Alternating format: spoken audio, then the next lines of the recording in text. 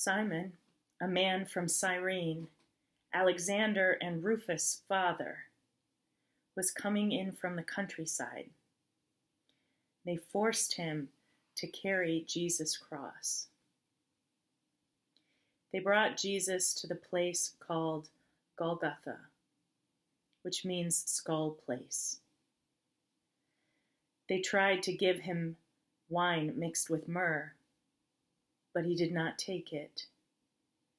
They crucified him.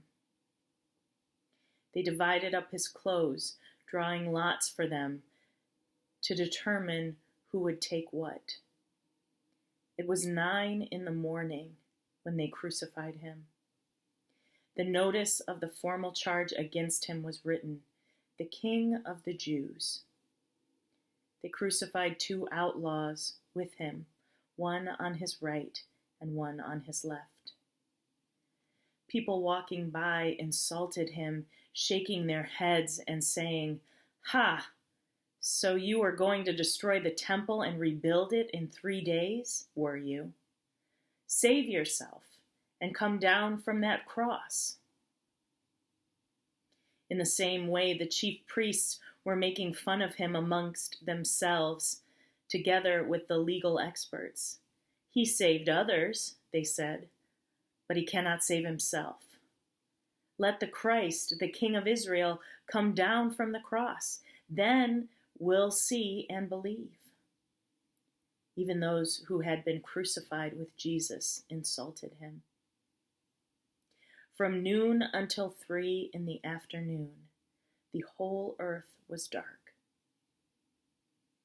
At 3, Jesus cried out with a loud voice, "Eli, Eli, lama sabachthani," which means, my God, why have you forsaken me?"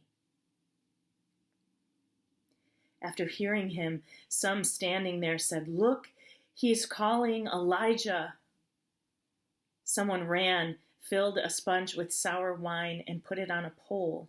He offered it to Jesus to drink, saying, "Let's see if Elijah will come and take him down." But Jesus let out a loud cry and died. The curtain of the sanctuary was torn in 2 from top to bottom. When the centurion who stood facing Jesus saw how he died, he said, "This man was certainly the Son of God." Some women were watching from a distance, including Mary Magdalene and Mary, the mother of James the younger, and Joseph, and Salome. When Jesus was in Galilee, these women had followed and supported him, along with many other women who had come to Jerusalem with him.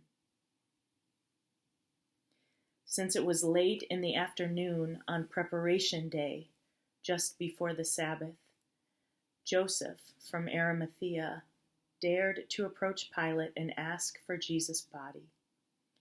Joseph was a prominent council member who also eagerly anticipated the coming of God's kingdom.